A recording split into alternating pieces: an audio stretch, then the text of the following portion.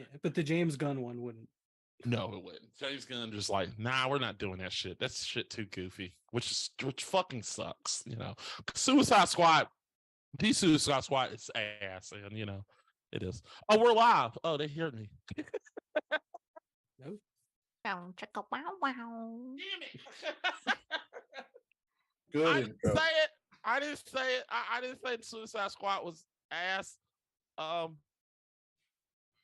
The award-winning Suicide Squad. The award-winning Suicide Squad was ass. Yeah. No, I did. No, I said no. No, damn it. Mist, help us. You're hosting. Welcome to Digital Beatdown. As my phone goes off, apparently.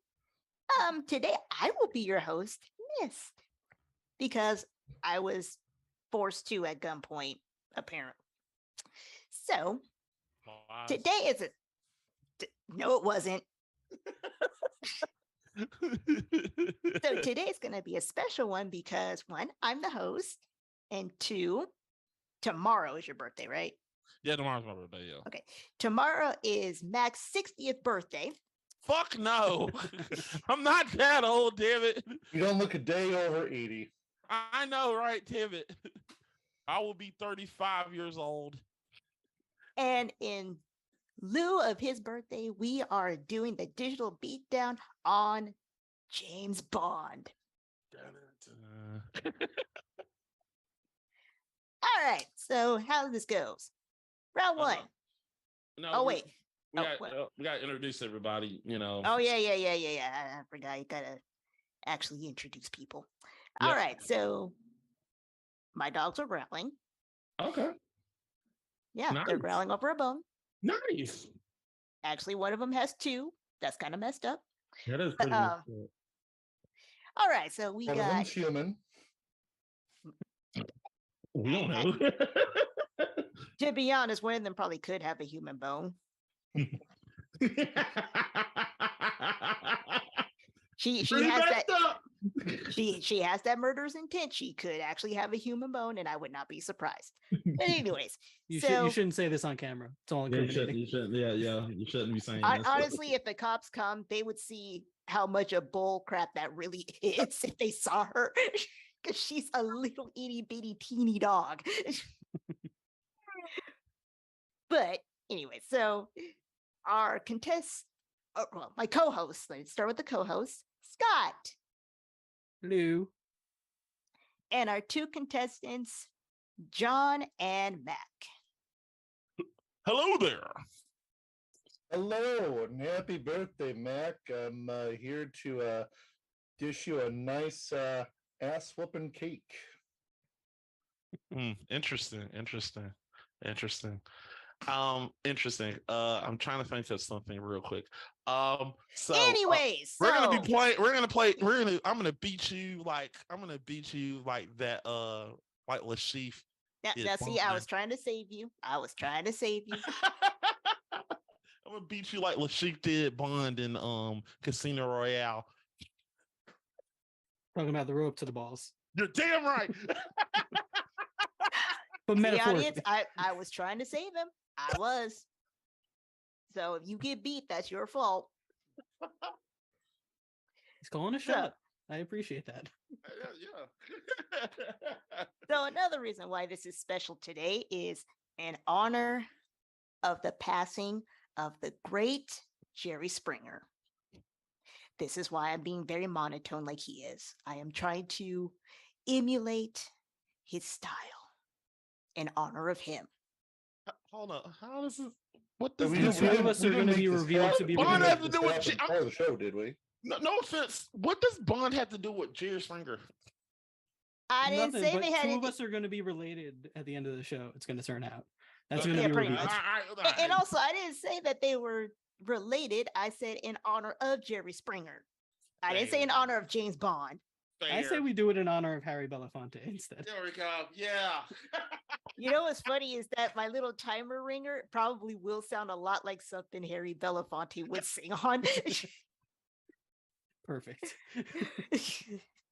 RIP to the legends. Anyways, so how this works, round one. Ask a Alright. question, or we ask you a question, or I ask a question. That Well, I mean, we could go over the rules, but we all know the rules, so well, that's what I was doing. I was going over the rules. Go I ahead. said, I said this is how it works, as in these are the rules. Okay, go ahead. Round one, I ask a question. You answer. That's it. This is not Oprah. I don't care. Don't give me your Oprah story. Just answer the question.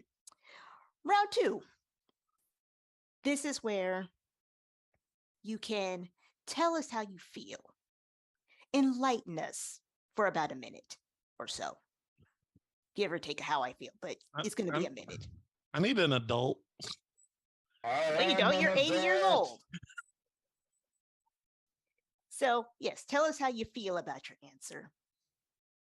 Round three. If you choose to, I will not stop you if you want to throw chairs at each other and call out people about their baby daddy drama. Digital About their- chairs. In other words, argue. Make it a bloodbath. I will not stop you. Round four. I think this is where we do fact checks, right? Yes, we do fact check. See if you are lying. See if the paternity test claims that you are indeed the father and you said you were not. And then Fair. round five, we will give our final thoughts on your answer. Okay. Fair. This is nice. All right, round one. Or let's start. Yeah, that's what I meant to say. Let's start. All right, round one. All right, I got it up on the screen. Hold on, wait a minute. Let's do this. Oh, wait a minute. Time out. Ah, fuck. Come on. You know, I could just read them. I can do this. Don't worry. Just give me a sec. Hey, you back over here. There you go. Good almost. Boom. What is the best What is the best Bond film? There we go. That's a tongue twister.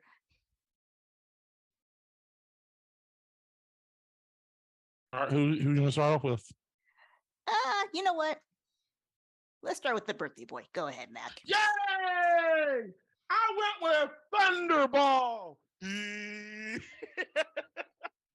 And he strikes with Thunderball.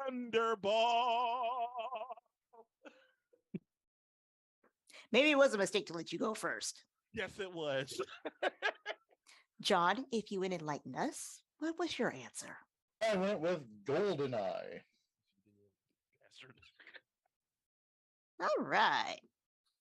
So, got the timer up for a minute. Mac, are you ready?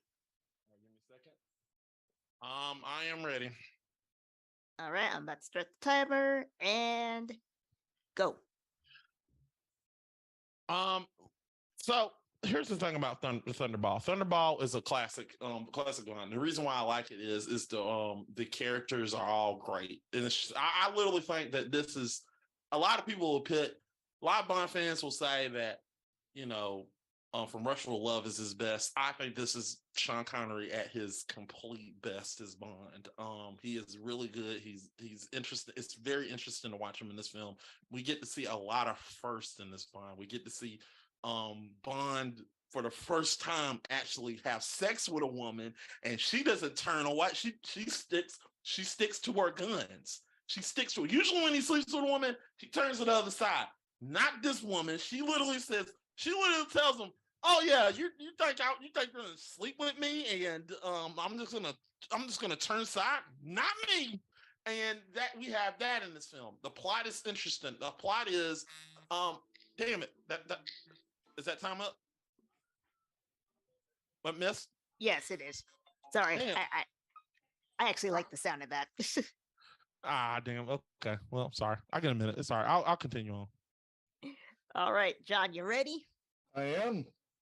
All right, and go. After a 6-year hiatus, James Bond is back with GoldenEye, starring Pierce Brosnan as the titular character. In addition to Pierce Brosnan, there's always there's a good amount of characters as well, especially with Sean Bean as the foible. From beginning to end, it's a great movie. The intro before the song is just a great setup to what's going to be happening 9 years later in the main theme. The song itself, the intro song, is awesome. It just pulls you in. Awesome, just a good plot as you're going through. You're seeing all the characters, seeing Natalia and Boris, who's an asshole, and the Russian general that gets his comeuppance. Judi Dench is Dame Judi Dench as M, amazing as well. You got a femme fatale in Xenia Onatopp. Just such a great movie, great action sequences. Stop. Yeah, shut up. I got a minute. All right, so he had a minute and a second. Whoop-de-doo. Damn it, you know what the fuck? Yeah. All right, so I got the wrong window open. All right. Matt's bad habits are rubbing off on me. There we go. No, it's not. All right, so let me set the timer for 3 minutes. Are you guys ready? Yes, I am ready. Scott, are you ready? Scott? I am ready. Sorry, I was on mute. All right, and go. What the fuck was Thunderball thinking? I know they say it's a good movie. I watch it. I'm like, what the fuck is going on here? Well, here's the thing.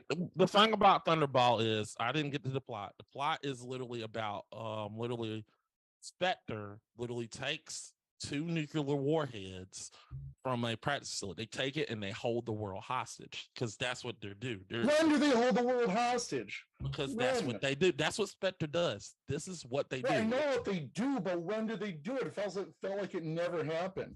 Instead, no, that's their whole point. They do this. That if you watch the other films to this point, that's what they do. Wait, but it's just interesting. Also, can we talk about Thunderball? Can we talk about GoldenEye? I mean, are you sure you're not talking about is the film good? Or are you talking about the game? The game really is what everybody remembers about GoldenEye.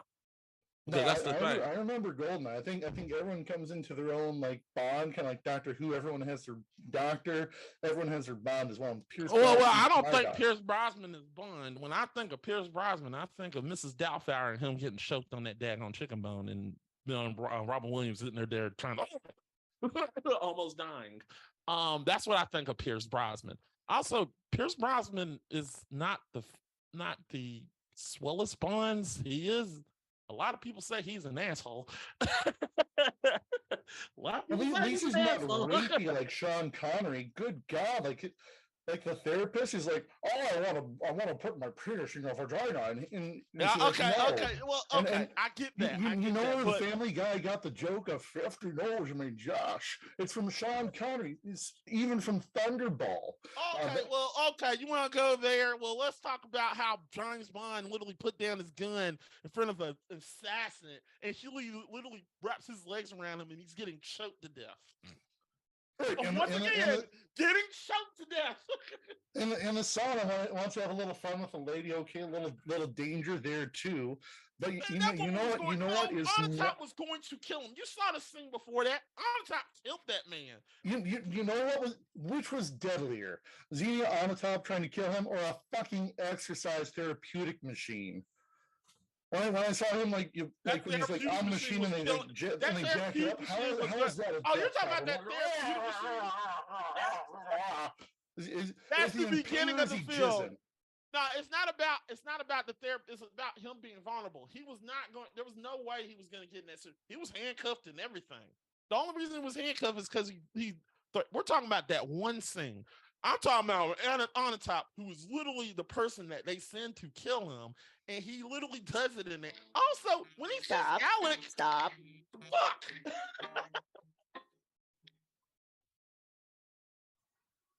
I just realized that ringtone sounds a lot like Persona 5. Yeah. And I'm not mad at it.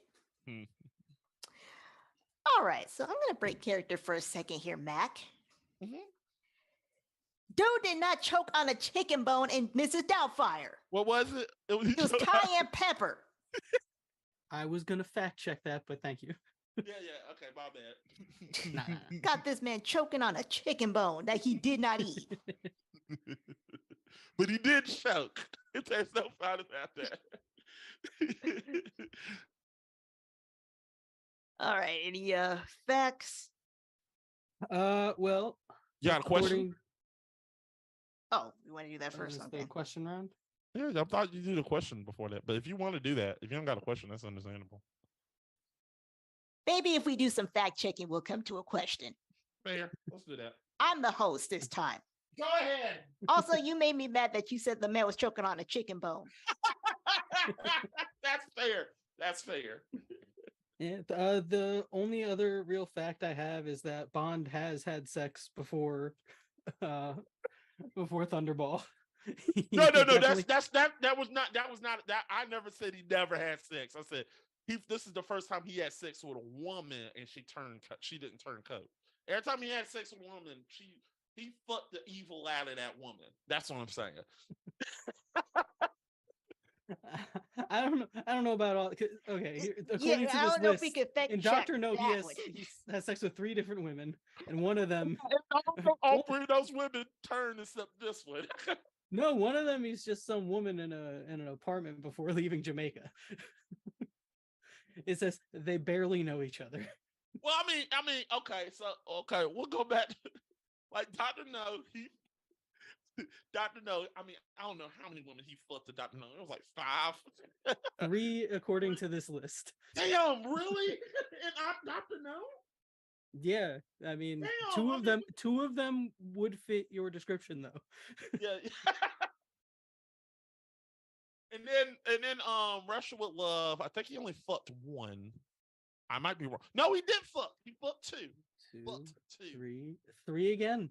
No, What, well, again? 2, but one of them is 2 gypsy girls, which I don't think we're allowed. Sorry, I don't think we're allowed to say. Romani. Romani, yeah. And I know Two Romani girls. 2 Romani guys. And I know for a fact in Goldfinger, let's see. Jinx. Jill, Pussy Galore. Jill and Pussy that's it. Galore. Just 2? Yeah, just 2. What about Write it Jinx? down. Oh, okay, 2. I know you fucked that girl. I know you fucked okay, this just proves that you are not good with keeping up with his record of partners here. No, I'm not.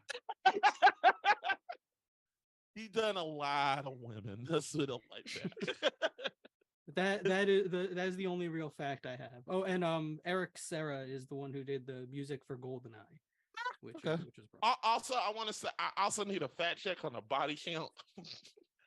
Oh, Jesus. James Bond body count. No, it went straight to deaths. So damn it. he's got Wasn't looking 352 for that. kills. Huh? He's got 352 kills. Holy shit. I'll get back to you. I'll get back to you though. Yeah, get back to me. I need to know that.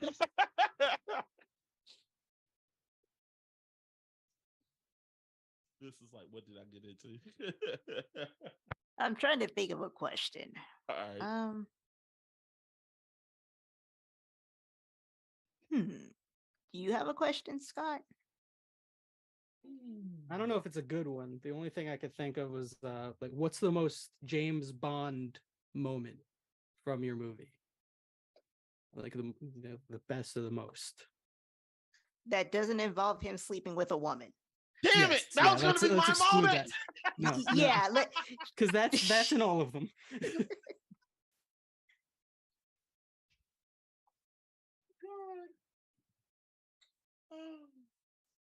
The number appears to be 63, by the way. Damn! That's way south of what I was thinking. Oh, no, wait, no, but that's an old list. This is only as of Quantum of Solace.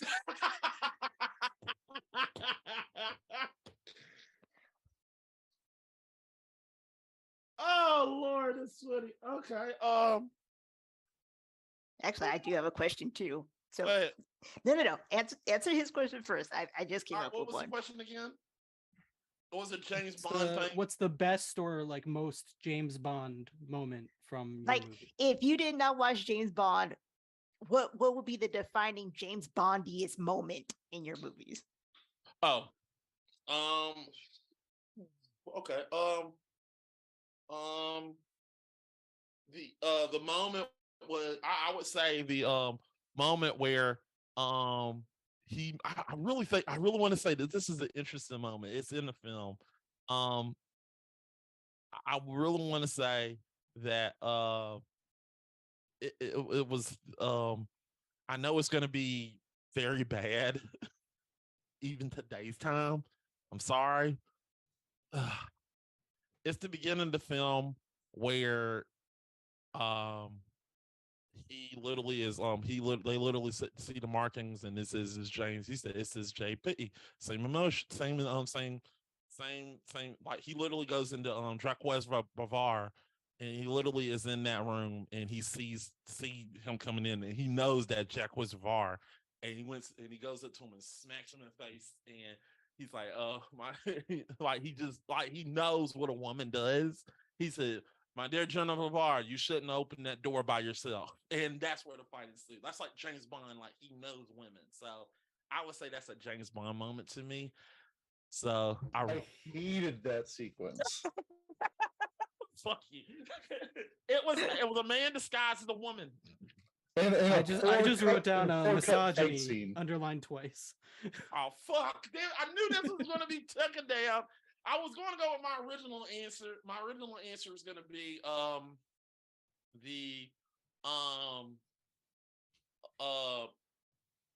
my original answer was going to be further on in the film where he punched Felix Leiter in the stomach because he was about to say his own code name.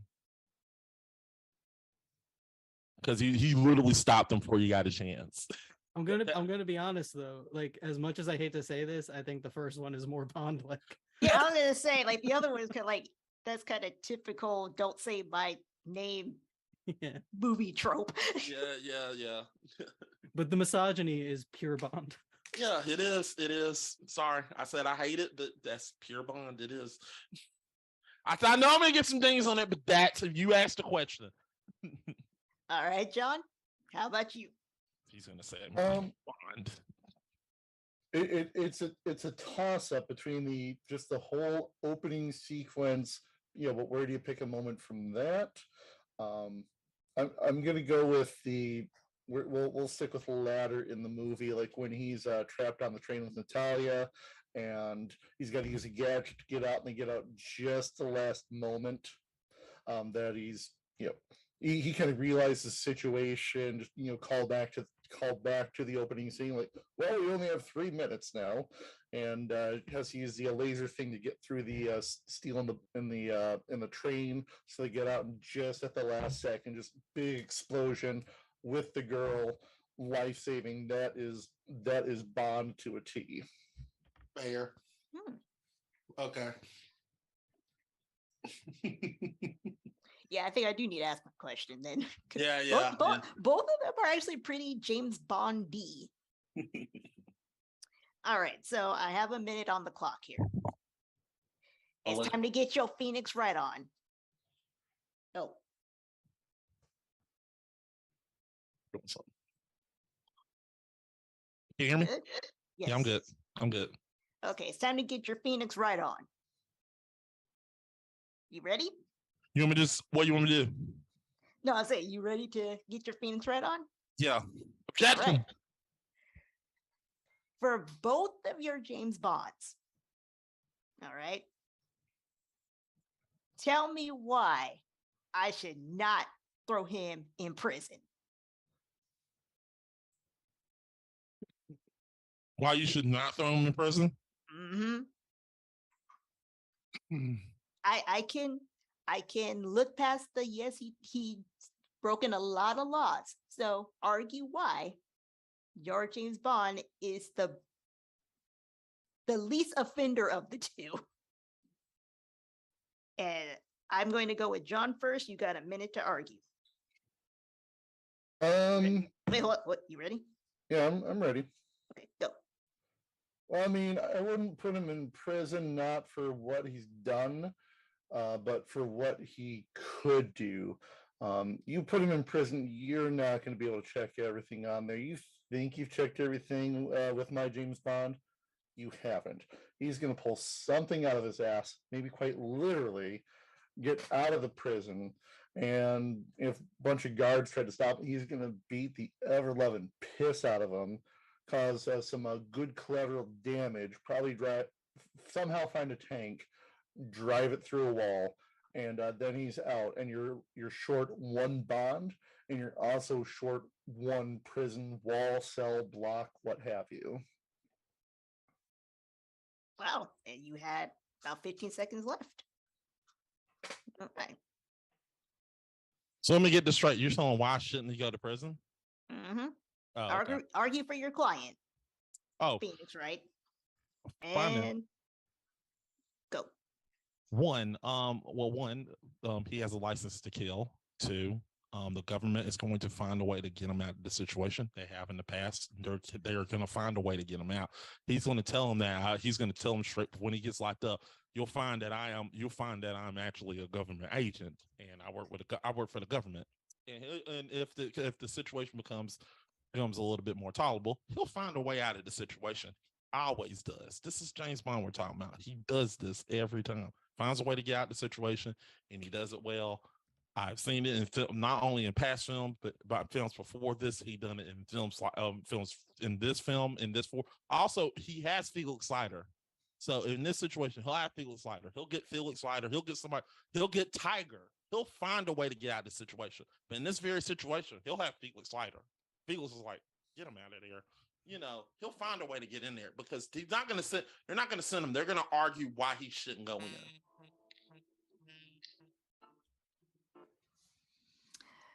Ooh. I like both of those arguments, actually.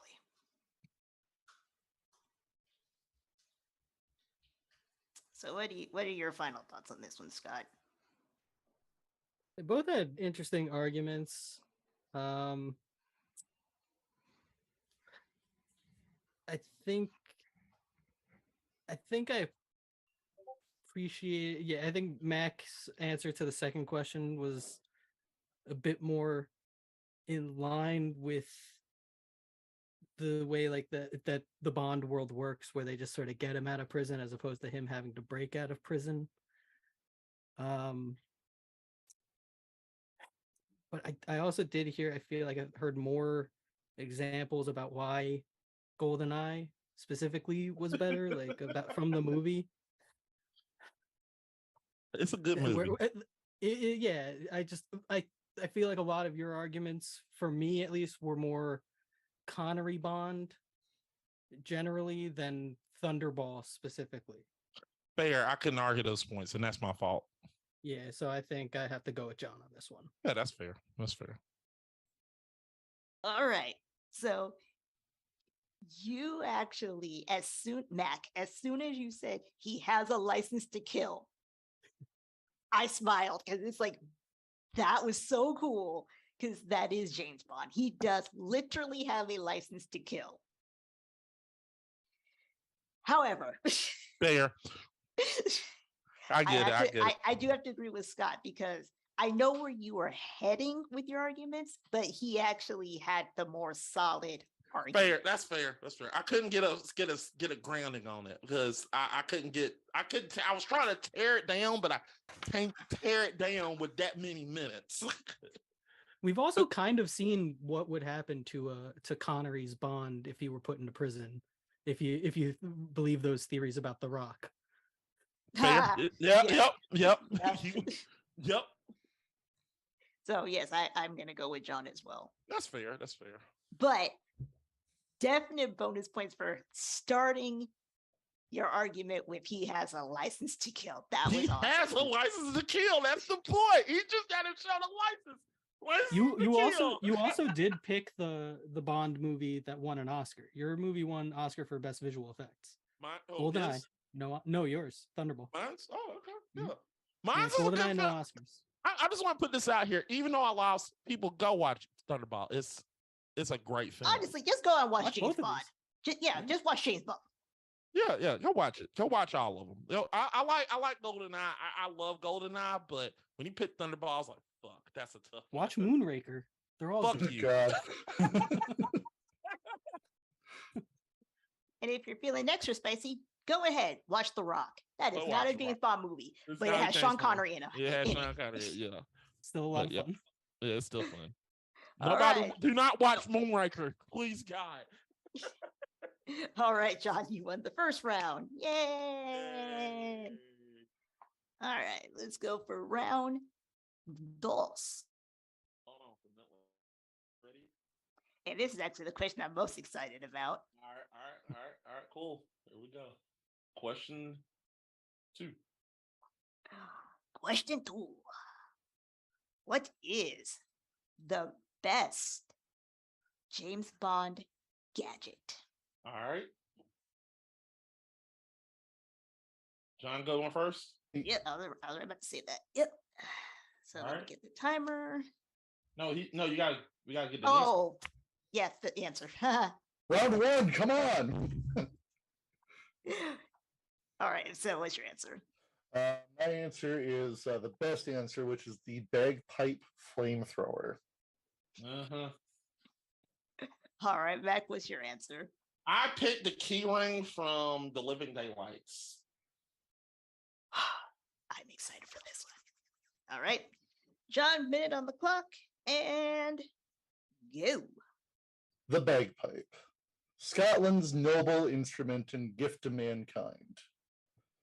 An interesting musical instrument with interesting sounds. So how can you make the thing of Scotland, the pride of Scotland, even more badass? By putting a friggin' flamethrower in it. Burn the things, burn them all to the fucking ground while you play your music, you bastards. And if the flamethrower's not enough for you, there's a machine gun in there too. Shoot the bastards up if they don't like the music, then torch them, whatever you want to do. It's your bagpipe, your rules.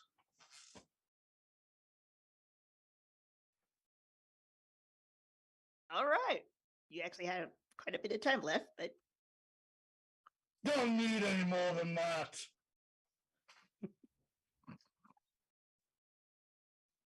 wait, you're not going to go into Braveheart? Different movie. I was Same thinking country. Samurai Jack. All right, Mac, you ready? I'm ready. And go.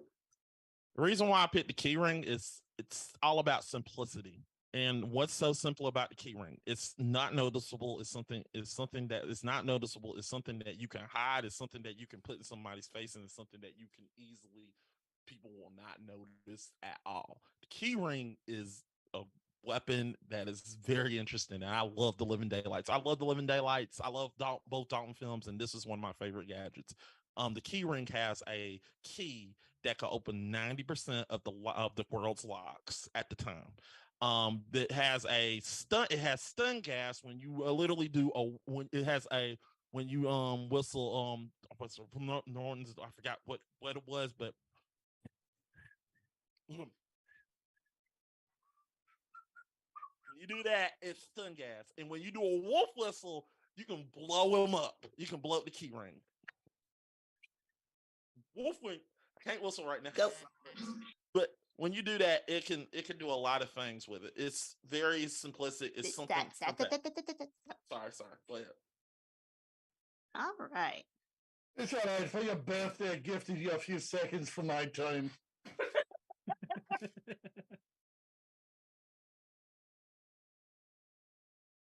Okay. Gotta say, I would want both of these weapons. Not even gonna lie. All right. Round 3. 8 minutes on the clock. Are you both ready to tell us your feelings? Yep. And to throw chairs at each other? Yep, I got my chair ready. Possibly use your James Bond weapons on each other. Yeah. All right, and go. I appreciate the subtlety of the key finder, but I also looking at its fatal flaws. What's the proximity? Like how close do you have to be to this key finder for the sounds to activate? You know, I mean, from if you watch the Living Daylights, he's literally I remember when he got Whitaker, he was literally you got to be within a distance to do it, but also with yours, I mean, it's a bagpipe, yes, but you're talking about something that you're literally, if I see you not as you got to be a bagpipe player hitting in the world to do that stuff, and you really do believe it. And the thing in the spy world, that's too loud. That is too loud. It's too loud. You're too loud. It's too loud, mate. It's too loud. It's too loud, you bastard. Too loud. But I see the problem with the key finder though. The key finder. The thing about the key finder is you won't notice it. I mean, I could literally. You won't notice it. Neither will other people. I could literally. You know what I could do? Here's the thing about the key finder. I can slip that thing on your backpack, and I could just go and do a wolf whistle. Boom! You can slip it in there, but what if you're not ready to use it, and all of a sudden you find some patriotic Brit out there that just wants to sing that little song? Yeah, but all of a sudden he's buying, and all of a sudden you're that goes back to what I said. It's too loud. It's too loud. Let's see you're going by a construction site. It's too loud. You're going by a construction site. You see that woman that you're going to ban in the movie. All of a sudden the construction workers see that, and they start to wolf whistle. All of a sudden something's going off your pants. You're happy to see it, but also you got no dick left. Like you're doing right now, it's too loud. The whole point of being a spy is to get in and get out undetected. They don't want you to see. If you're in a situation where you're in a gunfight, yeah, that's perfect. But the whole point of being a spy is to get in and get out easily without being detected. Is not always and in, just like a secret environment. You can have his keys on the whole time. I mean, that's the whole point. It does everything you want. I mean, look, you can literally. It doesn't do it. Does if you watch the Living Daylights, that keyring finder was all through that damn film. Even the end. At the end of the film, they were using that damn keyring finder. He literally used the keyring finder to get out that Russian base. He used the keyring finder to get out that Russian base. He stunned 2 guards. He literally blew up Reniker and killed him at the end with that key finder. He literally, Whitaker had advanced weapons. Whitaker's had advanced weapons, just like yours. He literally had a state-of-the-art machine gun, and Bond literally with a keyring finder. Okay. We need to take a break to inform the audience that we are not condoning any types of killing whatsoever, no matter how cool they look in film. Unless you have a license to do it. Yes. Yes. And your attorney is Phoenix Wright. Fair. All right. Question. Do you have a question? Yeah, I got one. How would you use this gadget in your life? Oh, wait. Make sure you don't incriminate yourself. Oh no, I got it. You want me to go first? Sure. Okay. Once again, the key ring can hold up 90% of the world's lock. So if I somehow, some way, if I lose my key, I can use that key instead. That it literally can help you open your front door. I can use that to open my front door. Also, it's a keyring finder. I can literally just whistle and it will work just like a normal keyring finder. It's definitely that advantage of doing that. Plus, it lets me open up 90% of the world's locks. So if I get in a situation where I'm handcuffed, I can get out easy with that 90%. I can get out easy at the handcuffs with those things. If I'm in a situation where I want to get when things get aggressive and if they coming at me with something, I just literally just back up and I just whistle, just go. Boom, they're stunned. They're down. I walk away. it literally gives you the least. It literally gives you the least. Like it gives you a soft, effective method without doing anything violent. But if it gets violent, you can use the explosive. I'm just saying. The explosive is just an added bonus. But there's a lot of things that you can do to get away quickly. It helps you get away and get out of a situation in a quick fix. Okay. Jono. What wouldn't I use a bagpipe flamethrower for? It's just such a fun thing to have. First, I'd have to get good at the bagpipes, which how that happens. We'll figure it out. How are you good? How are you bad? Nobody will know, but they won't argue because you have a flamethrower inside of that bagpipe. And also, as an entertainer by trade, just figuring out ways like the bagpipe, and then just it's more of a fun party trick thing. Obviously, you're not going to use it in a bad environment because once again, kids, killing is bad. But just having fun with a flamethrower and hell, at the next barbecue, just like, all right, who wants to hear some Thunderstruck and get a brat? Thunder. And also, if you see me run at you with a bagpipe, you probably should start running the other way. Whether it's the music or the bullets.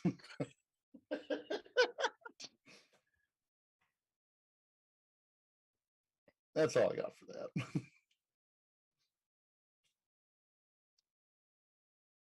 How about this for a question? If you two were in a cage fight with only your particular weapon. Bullshit. I know that's bullshit. That's bullshit. You know what's gonna win. That situation. No, I'm joking. Yeah. If we're in a cage match, he's gonna win. And all I have to do is just play a couple of the notes. Couple of notes, and I'm done. I'm dead. Like, yeah. I'm in trouble.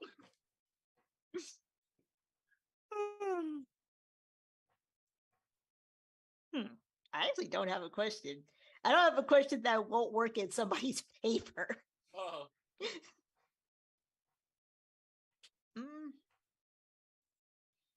right, so let's just go to fact check because I have an idea of who I'm going to go with, but let's go with fact checks. Okay, fact checks. I couldn't find. Oh, go ahead. Sorry. No, you go. Okay. You were correct about the thing opening up 90% of the world's locks, which is kind of cool. Like, yeah, that is a power I should probably never have. Nobody should have that. If we've learned anything from the Dark Knight, people shouldn't have that kind of power. Nah, I shouldn't. But Bond has it. How he dead? Can we draft him? I couldn't find proximity for like how close you needed to be for the sound to activate. Yeah. Yeah, I I found don't there was know a either. proximity for like the area that the gas affects people, and it's 5 feet. Yeah. But Yeah. yeah, other than that, yeah, I don't really have many other facts that need to be checked. The music that plays, the whistle that you have to whistle for the key finder to work Was it is Super Rule Britannia. Britannia? Yeah. Yeah. All right, And the flamethrower bagpipes is a tradition of instruments being turned into flamethrowers. You got this, you got the Doof Warrior from Mad Max. Yes. I think we need more, frankly. I think you referencing the world is not enough is a crime, and you should be that should not be putting. To I'm be just being- fair, these bagpipes were not just in The World Is Not Enough. They were also in the 1967 Casino Royale. yes, they were. yes, you were. You're right. You're correct. Yeah. Yeah, so Yeah. could be either. It's all Bond. There was James seven. Bond. There was James Bond, Nathan Bond. There was like so many different Bonds. Bond's cousin, Bond's son. Yeah, it was weird. Film. Bond, James Bond Batman, Jr.. Bond, Superman, Bond, Harley Quinn. You know, they Bond. went through all the They went- DC. All the DC Bonds. Yeah. Bill's Bondsman. Iron Bondage. Bond. Actually, that's a kinky name, Iron Bond. I am Iron Bond. Shrimp Bond, Shrimp Ella Bond, Shrimp on Bond, Bond, and that's about it. All right. Who? Okay, so I have an idea of who I want to go with, but at the same time, both of these appeal to how I play video games. Because I am a very stealthy person, but I love distance. I tend to, use sniper rifles or use stealth mode. So I had to put myself in that position of if you guys do not stop arguing under my feet. Sorry, my dogs are. I don't know if you guys can hear them. Oh, it's okay. I had to put myself in the position of if I was a secret agent, what would be my choice of weapon? And it probably would be the keys. Simply because I like that ability of putting it on somebody, going, and then leaving. And then just act like nothing happened. Like, I didn't do that. Like, off the top, I didn't know why he blew up randomly. Oh my gosh. I was going to McDonald's. Okay. So I'm going to go with Mac. Even though in my absolute primal rage, if I just was really mad, yes, I would go with the bagpipes. Killing is bad, people. It is. Please do not kill anybody. No, don't do that. We're dead serious. We're dead serious. Don't do that. If you have to. Again, Don't the do it. license. If you have a license to kill, And your By all attorney means. is Phoenix Wright.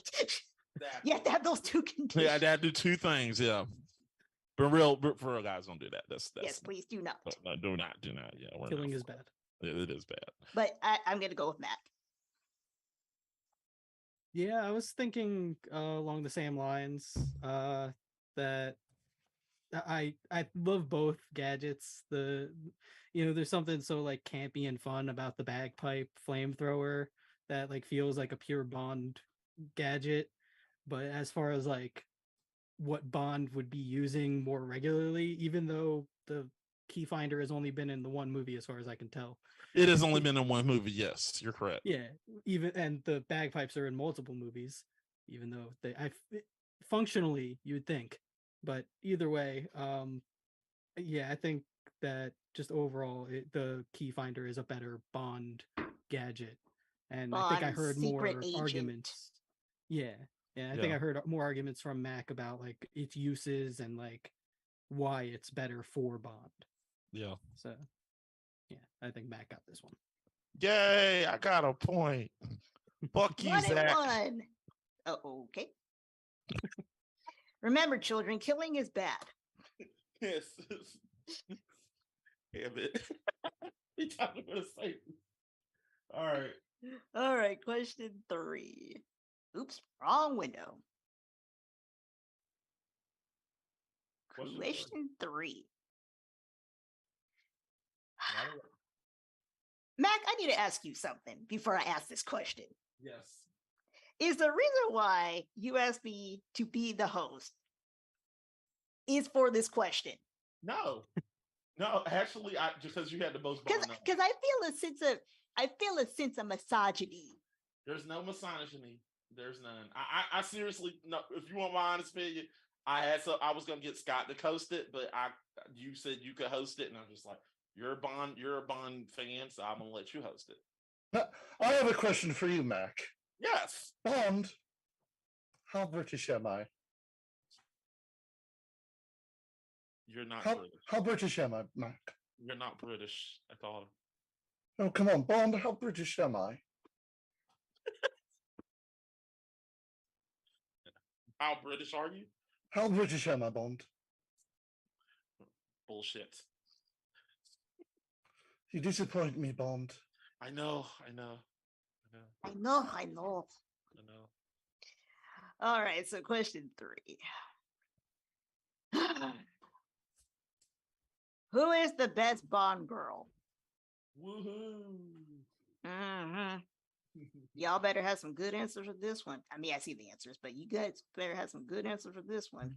All right, I'll start. I guess I'm going first. Yes. I'm gonna stick with Living Daylights, and I'm gonna go with Kara from the Living Daylights.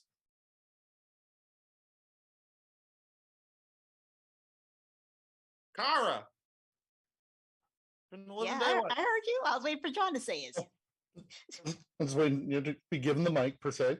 Yeah. And I went with Honey Rider. Mm-hmm. Uh-huh. Mm-hmm. All right. Sorry, my fellow sisters of the sisterhood. I got to do this. I got to listen to this. All right. Daddy Mac. Pimp Daddy Mac. You got a minute on the clock. Tell us why your hoe is the best. Go. Wait, what? Okay. So look, this is a hard one because I like Bond girls. You know, all Bond girls got to be beautiful and they got to be sexy. And one thing I want in my Bond girl is, you know, not only she has to be beautiful, but she also has to be, you know, like knows how to get her way out of situations. And in the beginning, you look at Kyra when you saw her in the Living Daylights. She started off as this, you know, blonde, like the little definition of a blonde. But as the movie goes on, she starts growing on you. She starts becoming this toughened person. Because I remember she was when she was literally with the Majani and the Afghan resistance. She legit told when Bond literally went to the Russian base to blow up that plane, to blow up the opium. She legit told him, "You're like, are you gonna do anything?" No. And stop. And she took the gun and then she ran off. Damn it! Fuck. Jono, you ready? I am. All right, and go. All right. So, Honey Rider, as far as sexy is concerned, her introduction, her coming out of the water was like one of the most sexy scenes in film. In fact, in 2003, poll done by the BBC marked that as one of the sexiest moments. It's a very iconic moment, with her just coming out in the white bikini, with the knife on the side, couple of seashells. That is sexy epitome. It's something that was imitated by Hal Berry and Daniel Craig. So sexy aside, she's awesome as a character as well. As didn't get a chance to watch the movie, read up on her, and just as a character, a survivor of sexual assault. Just has dreams of working in the big city. When they're incapacitated, she gets them back to Jamaica by herself with an unconscious Bond. And time. All right. Ooh. All right. Under the mango tree, we know. And you don't think I'll watch Dr. No, don't you? Yeah, ready for the battle, the mud fight, if you will, the Melina versus Sonya, where it came out of nowhere in Mortal Kombat Annihilation, the mud fight. You guys Yep. know that about that scene that came out of nowhere? Yeah, yeah. I guess. In Mortal Kombat Annihilation, where they fought. Oops. You know, I feel like everybody's treading lightly. Yes, we are. This We are. is a Bond episode. There's already like an inherent level of misogyny in this question. Yeah, It's a hot button. Yeah. All right, so 3 minutes.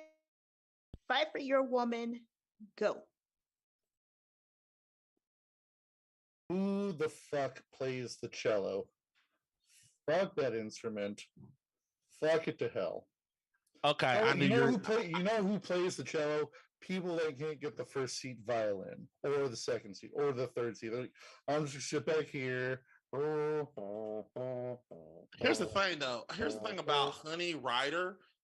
You talk about how she got Bond. I feel like yeah, but did you talk about? You forgot one key point. What happened when she got into Dr. No's lair? What happened? All that shit like changed. She turned into a damsel in distress. Real hard damsel in distress. Big one. She Honey Rider encompasses what is good about a Bond girl and what exactly is bad about a Bond girl. She literally encompasses both sides.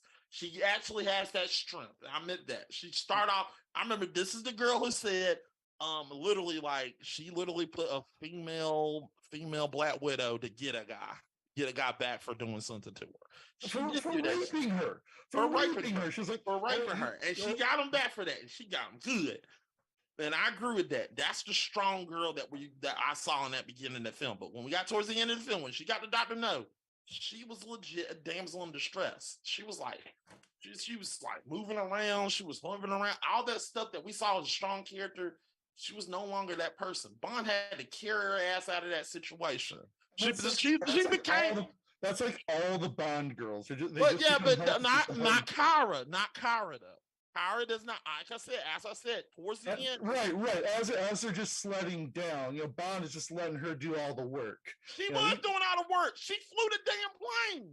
I'm talking about sledding down the hill, and he's like, just using the fucking cello. That's the only time a cello is useful as a fucking bullet sponge. What did I say at the beginning? Kara begins as a person like that, but at the end of the film, he becomes stronger. Because at the end of the film, she becomes stronger. I mean, and she always looks. But she has not changed her facial expressions in the whole movie. She's the reason. Her facial expressions during the whole movie. Yeah, but here's the thing. Bond is saving Honey Rider. She's saving Honey Rider. Bond is saving Honey Rider. Kara is saving Bond every step of the way. Every step of the way. What the only reason? How did she save him? Like when they were slowing down? The whole majority of them did not want to go back to that base. She literally said, "I'm gonna do something." She took this AK-47 and rolled that camera all the way back to that Russian base. And that man said, "The line." I'm talking about looked that out and said, "Women," and rolled back with him. Ding, ding, ding, ding, ding. Also, she drove the. Also, I said something about riding the plane. Okay, yeah, she drove the plane. Yeah, sorry.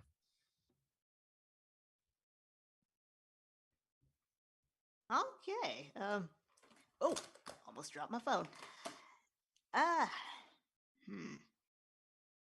Questions. I am formulating my questions, so if you have one, you can ask first, Scott. I don't really have a good one.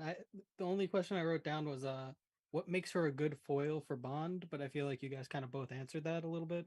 Yeah.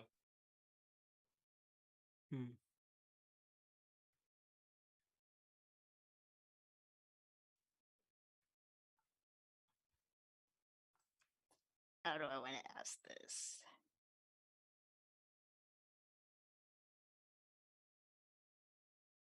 if your Bongro was in a Mario game, Damn you.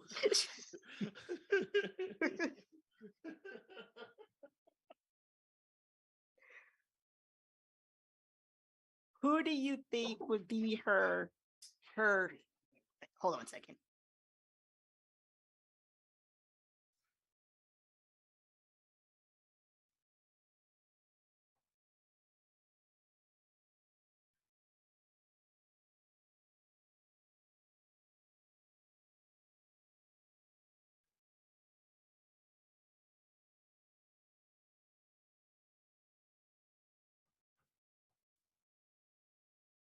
Well, we're waiting a long time. Yeah. Hold on. Okay. I'm back. Oh, okay. Snap bars Okay. open. I predicted that. I said at some point my dad was going to come in. Yeah, you did. You did. Okay, so if your Bongro was in a Mario game, who would be her biggest adversary? Bowser or Donkey Kong? What? Who would be your biggest adversary? Because you made an argument, or somebody made an argument about how one was a damsel in distress and the other one actually could defend herself. Oh, who would be your biggest adversary? Mm-hmm. Okay. I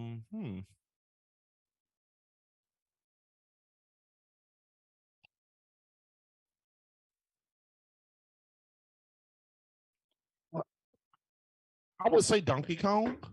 And I'm just gonna be honest, it'll be Donkey Kong because while I do think she could fight for herself, she could get away from Bowser easily. She found a way to get out of she found a way to get away from Georgi Koskov, who's basically like a Bowser. She found a way to get away from him, and she snuck around it. Literally found a way. That's how Bond got that key ring. She's the reason. She got it. She snuck around and got out that base. She got away from him. And I think she could do it, but Donkey Kong is just like a brooding, strong person that would literally, she is fragile, and she's fragile. I mean, she is fragile, but if we're talking like 101 Donkey Kong, I think Donkey Kong would win. It would be something that I think she would want to evade Donkey Kong more than Bowser. I think she could get away from Bowser, but I think she just it would be her big. What when you mean adversary? That's what I want to know. Adversary. This is a person that she would be going against, or Yes. Okay. Which creature is going to kidnap her, essentially? Oh. Yeah. Oh. I'm gonna be honest. If you want to say who would kidnap her the most, see, this question is really open. It's really hurting me a little bit because I don't know. I would say the person that's going to kidnap her the most will be more likely to kidnap her. Wow, this is weird. What the fuck kind of question is this? I'm sorry. Like, what kind? Like, John, are you having a problem? Not at all. Oh, okay. Well, More fuck it. confidence. I would. You know what? Fuck it. Let's just stick with it. I'm gonna go. If we're talking about the person who's going to kidnap her the most, it would be Bowser. She was attracted to somebody like a Bowser and Yargi, and she got away from that person. That would be her biggest adversary. I would say that she got away with somebody like that. Wanted to keep her, use her, literally try to get her killed, and she got away from that. So I'm going with Bowser. Okie dokie. Yeah. John? I mean, just kind of how you phrase the question, who's going to be a bigger problem for is going to be Donkey Kong for sure, purely because of the sex appeal. Donkey Kong, historically, as we've seen, hasn't really had too much of any love interest or interest in anyone of the opposite sex, with the exception of maybe kidnapping Pauline in the beginning, and that was Cranky Kong. That's Donkey Kong lore. That's a different kettle of fish. Yeah, that's a different Donkey Kong. As far as like who she's going to have an easier time with is definitely going to be Bowser. Bowser would be more likely kidnapper because he is a lovesick fool that just wants to make some Koopalings He just wants to be a dad. But Honey Rider's not going to be that kind of person to want to, to do that. And she's going to take him out more easily. Doesn't have to run away from him, just has to wait for Bowser to let his guard down, whether it's, while he's trying to court her, sleeping. Honey Rider's going to come in and finish the job until Mario comes and he's like, what's going on here? And she's like, what took you so long? And she's going to come out of the lava all fucking sexy like when she does it too. She's going to come out of World 1-3 and just in her big old bikini, just like I've already beat the game. Let's go home. So we have firmly established Mario is not worth crap. Yes. That's my point. I've been saying this the whole fucking time. I don't get why y'all are not on board. Hey, I said he wasn't worth crap. I said he was worth crap. I've been saying this. All of your careers finally led up to this moment. Mac was right. It's all becoming finally. Mario ain't shit. Mario ain't shit. Happy birthday. Thank you. See, there was a method to my madness. I was trying to give you your birthday present. Yeah, thank you. Mario ain't shit. Yes. Thank you. I'll come full circle. I will use this happily. Scott, you have your final thoughts prepared? Yeah. They were both interesting answers. I mean, obviously, Honey Rider is a more like iconic Bond girl. She's the one that most people would think of when they think of Bond girls. But Mac was coming up with some interesting arguments for why Kara is like a better overall Bond girl for Bond. Like she has the bit of the damsel in distress early on, but then she overcomes that and kind of becomes Bond's savior throughout the story, which is a bit more rare for the Bond films, and in my opinion makes her kind of a more interesting character. So I think I'm with Mac on this one. Wow.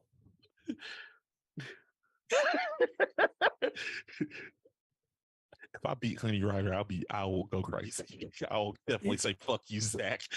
It's a tough one because she's obviously Honey Rider is like she's a classic character. It's like, Ursula she's Andrews. the Ursula Bond Andrews is a beautiful woman, and I don't want to say that, but Yeah, and that scene of her coming out of the water has been parodied 100 times.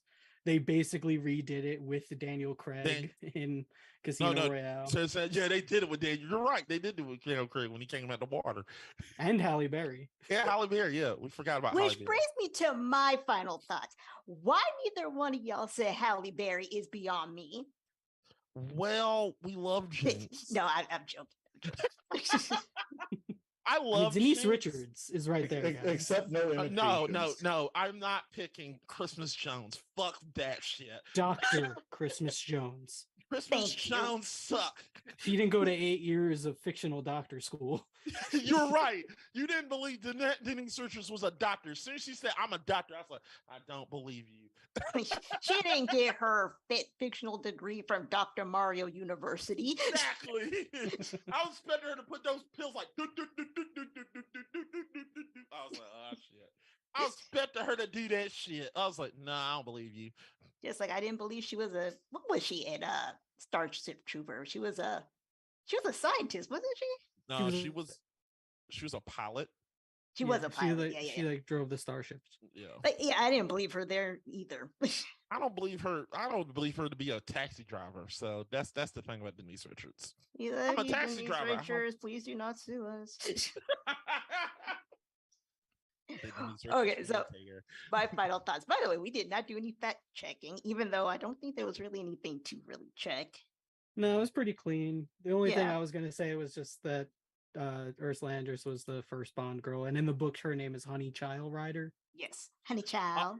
Also, you can fact check that she was. I forgot you didn't say this. She was in Casino Royale. Ursula Andrews played with Vesper Lynn in Casino Royale. Hmm.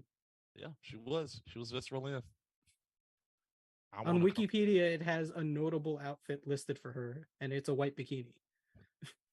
Also, if I recall, I always said her name was Miriam. I think it is Miriam Diabo. Mhm. Is actually a star in one of my favorite shows of all time, The Wonder Years. She played the oldest daughter. Nice. The only daughter, actually, but Yeah. the older daughter, oldest child. Yeah. I had a crush on her. She was cute. She was cute when I first watched Living Daylights. I was like, she's Wait, cute. whoa. Isn't that? What? Yeah, it is. Okay. I was just making sure. Yeah, that is her. Yeah. She was cute when I had a crush on her. She was cute. So I was like, yeah, she was cute. And then she played a role. So yeah, sorry. Go ahead, miss. All right. So my final thoughts. I actually probably am going to go with Mac on this one because while it is very Bond-esque to have that overlooming theme of misogyny where, you know, the woman has to be rescued or she's a femme fatale, Kara was different. She really was. She did have strength, and that's refreshing, especially given the time period. You know, she didn't just lay down and take it. Well, she did at the beginning, but later on she didn't lay down and take it. And yeah, I'll give that one to Mac. All right, cool. I got 2 points. Sucking Zach. Also, I want to say You're competing against John. Zach. No. Realistically, he's got the soul of Zach in him because Zach wants me to lose. So fuck you, Zach. Also, you talked about cello players. I mean, just because she's a cello player, that actually makes my argument even stronger. She's a cello player. Most of your Bond girls are models. Some hard words for Hard work. cellists. She literally does hard work. She does the work. If she had a good bagpipe in her arms, then I'd respect her a little bit more. That is a respectable That is instrument. respect. Okay, yeah. And The who knows, she could Philharmonic burn needs some. more bagpipes. Scott, I just want to. I don't think I've ever seen a woman play a bagpipe. Scott, I want to know for question one. And I know it's all didn't. If I would have said that the opening credits to Thunderball was the same credits in Spy Hard, would that have won me over? Won you over? No, it would have automatically made you lose. Don't compare things to Spy Hard. It was not a good movie. It was not a good movie. Spy Hard was a great movie. Spy Hard was Best. The only good thing about it is the Weird Al song. Yes, exactly. Exactly. Yes. All right. All right. Are we ready for round 4? Yes, we are. Okie dokie. Another one I'm actually excited to ask about. We weren't excited about the last one. Make me happy on this one. All right. All right. Question 4. Worst Bond villain. John? I went with Odd Job. Not anywhere. There we go. It was very awkward. No, Odd Job. All right, Mac. Oh, I went with Max Zorn. Which I'm really interested to hear your argument about. You're gonna get it. All right. There's reasons why I don't like Max Zorn. Yeah, I'm waiting for this one. All right. So I hope you're not a big fan of that guy. I'll reserve my final thoughts for the final thoughts section. All right. Just know your neck is on the chopping block. Oh, don't worry. I know. I understand. I understand the reason why you like Max Zorn, and I'm about to take it down. All right, John, you ready? I am. Minute on the clock. Go. All right. Odd Job, played by Harold Sakata, is a very strong character, but that's where his interesting attributes stop. He's just a big old hunk of meat, and that doesn't even speak, so he doesn't really get any lines other than a couple grunts here and there. So who really cares about that? I want to see fun, witty repartee, besides a couple fights, and he doesn't bring any of that to it. And also, his besides being strong, which a lot of henchmen are, he has a hat. He has a hat with a razor ring on it, and take that hat away. What is he? He's just a big old hunk of meat at that point.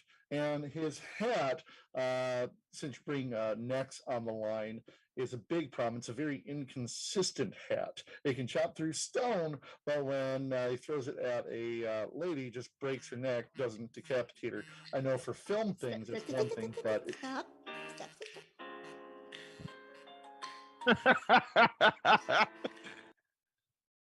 Oops.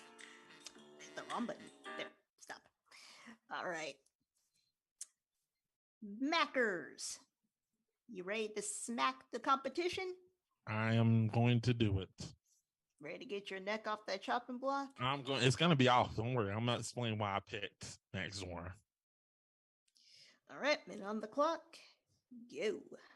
Okay, guys, I'm going to tell you this right now. Take away Christopher Walken from this role. I understand, but take him away from this. Take him out. If it was somebody else, we're not talking about Chris Walken. We're talking about Max Zorn character. Okay. Now, if you look at his motivation, let me tell you what his motivation was. His plan was to flood Silicon Valley for microchips. And let me put this on top of that. He was a millionaire. He had money. He was a highly decorated industrialist by French industrialists of the world. Everybody knew him. The PM knew him. PM didn't think it was him. Everybody knew it was him, but no, everybody in MI6 knew it was him, but PM was like, it can't be him. I go golfing with him. This man had everything going for him to not do this, but instead he wanted to do it.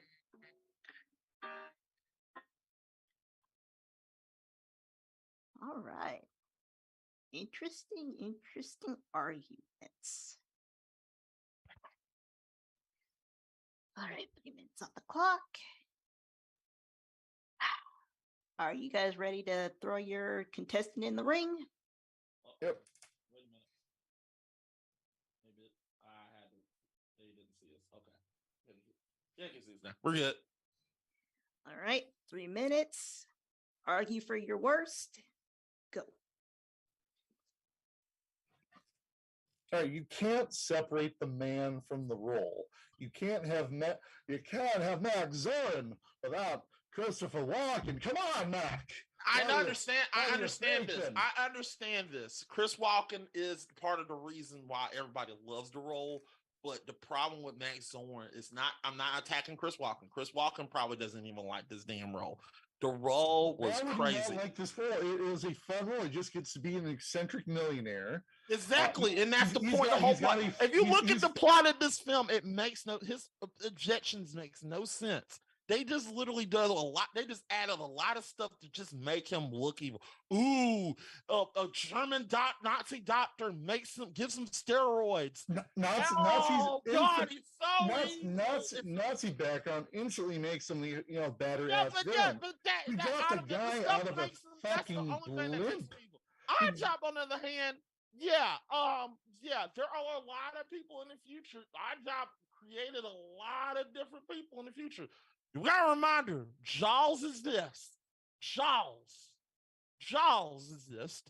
Yeah, Jaws. You want to talk about Jaws? No, we're talking about Max Zorn. No, I'm talking about your character. Oddjob created a lot of good characters. Jaws, Mr. Hinks. There's a lot of people that were created before Oddjob that tried to fit the bill. Before Oddjob, there was just there was Red from from But that was even read Jaws from had the some from iconic. Russia with Love. Then you had we're not talking about Jaws. We're not talking about Love Kapinda. had We're talking about Odd Job. He's yeah, but just a Odd Job is thug. literally the most iconic character in the whole James Bond lore. He's a fucking golden eye. Okay. Let's say iconic. Honey Rider what lost, makes and them she was bad? fucking iconic What as hell. makes them But, bad? she was. But what she makes lost. them bad? Odd Job, absolutely iconic, but we're not talking about iconic. We're talking about worst. And yeah, all but he how does is is he the worst, he has a hat and he can crush a fucking golf ball. Okay, yeah. But remember the scene in GoldenEye when he got that hat off of Bond? He literally was squeezing Bond to death. Bond was gonna die because he's strong. Any henchman can fucking do that. Any fucking henchman that's gone to the gym a couple days can fucking squeeze Bond. But you're arguing him because he used a hat. Yeah, I mean I understand it, but that's the whole point. He's strong and he uses. That was the point. He got this hat. I mean, but a hat that it can't was even. fun. I love that job. Can't even, I remember the scene where Goldfinger literally said, "Many people have tried to meddle in my affairs." We're not. That was cool. You know that was cool when he tagged on that. And stop. That was cool as fuck. Fuck you.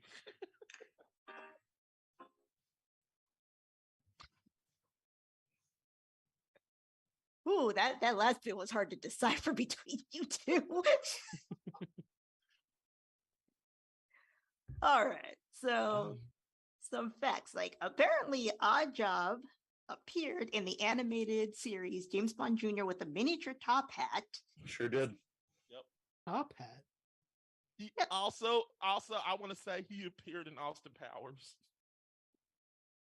And I think he had a different name. Yeah. I was gonna say, I'm like, I don't remember Odd Job, but I do No, remember the actor the who played Odd caricature. Job played the character. He threw a shoe. Yeah, exactly. Who throws a shoe, baby? Who throws a shoe? His name was Random Task. Random. This is why the first one, Austin Powers, is so funny. Random Task. Who throws a shoe? Also, I like how they describe Wikipedia described Odd Job with or not blah, blah, blah. Wikipedia, sorry, uses the phrase, where is it? Or they say Odd Job is described as being a squat man with arms like thighs, black teeth, and a sickly zoo smell. It's like, ew. Ew. Gross. That's evil. You don't want to see him coming out of the water. That you want to know what real evil is? Having looked up Random Task, apparently the actor who played him was charged with murder and death penalty was on the table. And this was a decade ago, so I don't know where he's at now. Well, damn. That sucks. So an actual villain. Yeah, villain. Yeah. Thank you, Odd Job, for creating an actual villain. Yep. Yeah. Yeah. Oh, and let's look. Question. Well, no, I was trying to look up anything about Max. I'm sitting here thinking of Max Shrek. Yeah. Instead of Zoran. No, it's not Matt Shrek. It's Matt Max Shrek is the better baby. villain. Matt Shrek is the better villain. If they put him in this film, it would have been better. His plot would have made sense. Incorrect. It would have. It would have made sense for Matt Shrek to do this shit. I mean, Christopher Walken as a Max has a 2-for-2 record of throwing people out of higher up things. Throw shit out the higher things. He got thrown off that damn bridge and due to a kill. According to the fandom Wikipedia, in the 2004 video game Everything or Nothing, Zoran had an apprentice played by Willem Dafoe. And Willem Dafoe played it better. He planned to use nanobots to infect Russia. See how stupid that is. Hey man, sounds like a good plan to me. Here's something interesting. I didn't know this. The role was initially offered to David Bowie. That makes sense. That makes sense. It would. But I think he'd be too pretty. Like it would be like, I don't care if you destroy the world. You're too pretty. The lawsuit thing was also interesting as well. It would have been interesting if he would have had the little ball from I would picture David Bowie with the ball from Labyrinth and him having a Now, when you say ball, you mean the one that was in his hand or the one that was in his pants? No, the one that was in his hand. Yeah, and apparently, there was some legal issues with the name Zoran, because there was an existing company already Yeah, called Zoran. Zoran Corporation that Zoran. made microchips. Yeah. I don't know. Would that make you more famous or would that just make you mad? Well, it really know. ruined their plans to drown out Silicon Valley just to make themselves a proprietor. of Quick mint. technology. Yeah, that's what I'm saying. Yeah. That would be funny in like courts. Like, no, we weren't doing anything wrong. No, not No, really. No. mm-mm. No. Get rid of all the files. Fuck, damn it. And Mick Jagger was apparently also approached at one point to play him. And Yeah, somebody named Rutger Hauer. Rutger Hauer. Rutger is also- Hauer, great. Oh wait, actor. yeah, I He do was know who that is. Rutger Hauer. Blade Runner. Yeah. That would have been good too. They were looking for a pretty blonde guy, Yep. And they landed on Christopher Walken. Yep. the prettiest blonde guy there is. Yeah, baby. Yeah, forget you, Chris Hemsworth. I am Thor, god of thunder. For real though, he Loki, would be you a are my great Loki. brother. I loved you. He'd be so good as Loki. Damn it. Y'all are killing it. Y'all okay. One time, Loki turned into a snake. I picked him up and he stabbed me in the arm. Ow. All right, so question. You got a question?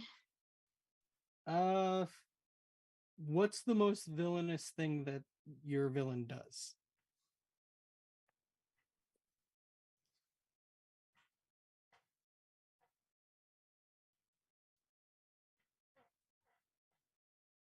I gotta go first. John goes first. John goes Yeah, first. John go first.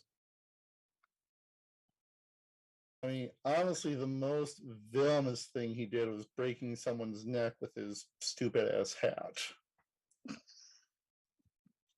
You do not like that hat, do you? No, You really don't like that? Was cool. That was a cool moment. I liked most it. hats fly when you throw them. That was a good moment to me. I don't care why you hate that moment.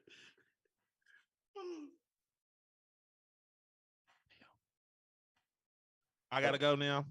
Mm-hmm. And pick one, because I'm reading Zoran, so pick one. He kills all the people after they literally set up everything in the ground in Silicon Valley. He kills every last one of them that was working for him. That was the most villainous thing he did.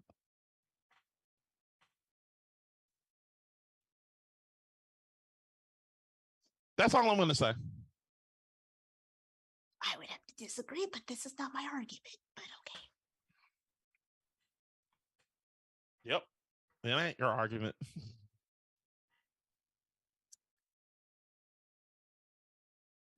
Okay. Who would most likely be higher than the Godfather? Are you fucking kidding me? So like these are all Christopher Walken eccentric questions. Okay, honestly, like, would your character be in the Godfather? Argue if your character would be in the Godfather. Who would be a better father? And catch me if you can.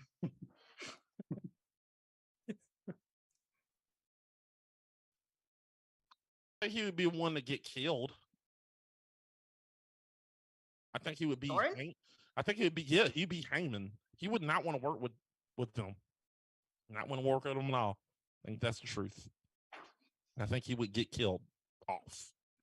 I don't think he would work with him. I think he wanted to get killed. I could see him literally telling Michael, like, he said he told Michael, like, you killed my friend over there, and I didn't like it. I think Mo Green was the better pick for me. So I'm just gonna say fuck you and take your fucking tomatoes and go fuck off. Fucks. Stuff like that. John? I mean, I guess it depends how affirmative action Godfather was in their hiring practices. If they're just like take anybody in the door, I think they'd probably go for Odd Job, which is going to be nothing more than a Goomba. He's not going to be able to lead anybody or anything like that. Just go perform this odd job. Hey, you get it? Hey, he's doing an odd job. Hey, go over there, kill that mook. Throw your hat. What other kind of stuff you got to throw at him? what did you tie like a little spear or something? And then they would just make fun of him a bunch.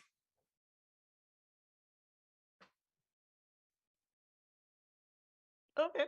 I really try not to laugh out loud because I'm picturing that.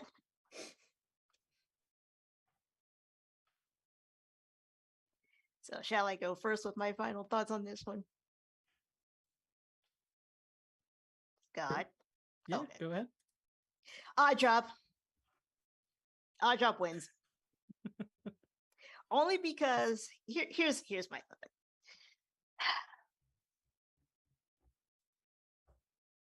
They're both terrible. Okay. But when I feel like you're taking Christopher Walken into this. I'm actually not. I am not.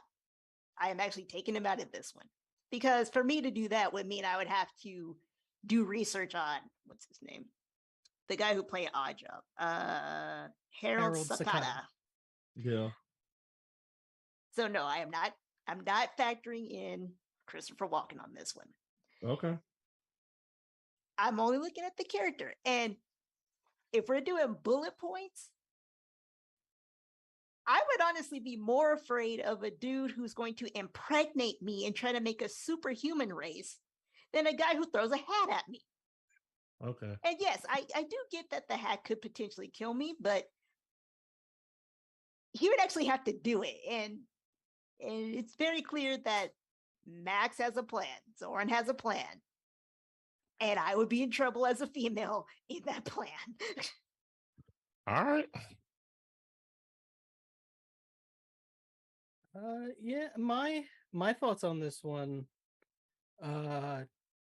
it's very similar. Everything that Mac was bringing up, as far as Max went, just made him seem more interesting to me. The Nazi background, the business. I swear to God, if you watch View to a Kill, you're gonna be like, "What the?" I've fuck seen the is movie. going on?" I've seen it. I know. I don't. I know. I think y'all are literally.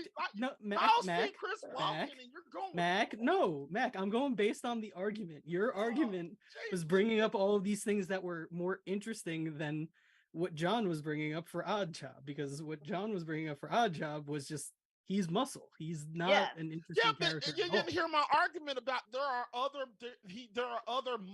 It's just. I know, but you were fighting against other villains rather than Odd Job. Yeah, I was saying Odd Job was basically the villain of the week. He was not the main villain of the film. He was just a henchman of the film. I understand your argument, Mac. My point is that the arguments you were making make Max sound like a more interesting character than Odd Job, not than like Blofeld or any other like great Bond villains. Yeah, I still on the lower level. I agree with you on that. If I picked Jaws, I would have lost. I mean, if it was Jaws versus Odd Job, it would be a much more difficult argument because they're basically the same. Yes, exactly. And I don't. Yeah, I know, but Odd Job. I know, but that's why you picked too interesting of a character. That's my point. He is not interesting. He's more interesting than these other two. Just he's not bodies. Interesting. You're just not. God, that film sucks. You might have had an argument about Jaws too, because Jaws kind of becomes a good guy. Yes. Yeah, that's more interesting than Odd Job. And I'm not going to argue that. By, is Max a worse human? Sure, by a long shot. But in terms of worst villain, it's like One's an Yes. actual villain. The other one's kind of like, He's a henchman. That's the point. but a henchman is Yeah, a that's- villain. But But they he's are a a villain. henchman working for Goldfinger, and Goldfinger almost got away with it. If it had been Zoran versus Goldfinger, there would be a very different argument. Well, But- technically, he's going against. Doesn't matter. I'm just trying to get out there that Max Zorn is terrible. I hope We y'all all not. agree. I really hope y'all not. Or I just want to know. I hope you're not basing this on. No, you No, want us. Chris You want Walken, us. 'cause Chris You want it Walken- to be that. Yeah, because I feel like you're putting more weight It's on not. Chris Walken. It really has No, nothing to do with none of Christopher we Walken. haven't. I haven't even mentioned Christopher Walken. Yeah, because I've literally only been talking about the things you brought up in your argument about his character. Okay, all right. Well, And yeah, I'm doing based on the character. Simple, Okay. The fact, simple as the that. fact And that the the argument. fact that you brought up that he has a Nazi background alone makes him a more interesting Bond villain than no, he doesn't have a Nazi background. The doctor that's working with him has a or Nazi. that he works with Nazis. He doesn't that- work that with on- Nazis. The big damn it, this film, fuck that film. Okay, I'm done. Mac, it sounds like you're letting personal things get in the way of this. This film sucks. Okay.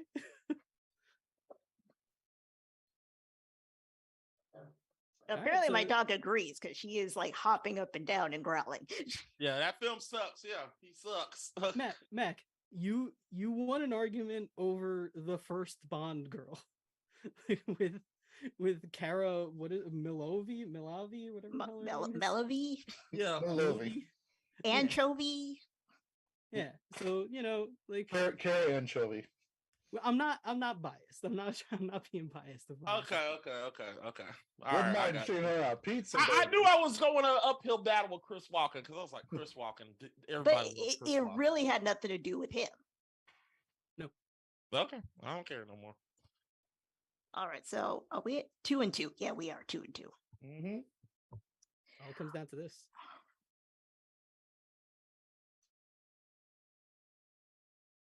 Question?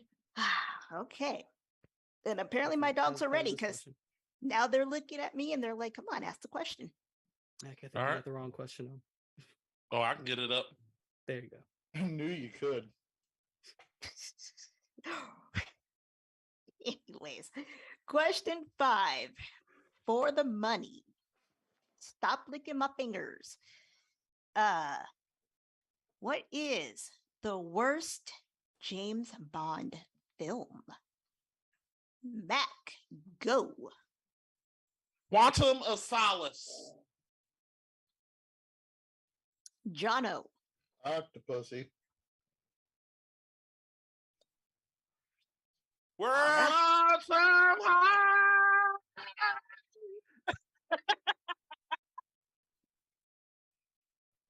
all right. Minute on the clock. Mac, are you ready? Yeah, give me a second. Yeah, I'm ready. Hold on, give me a second. Oh, wait. Sorry. All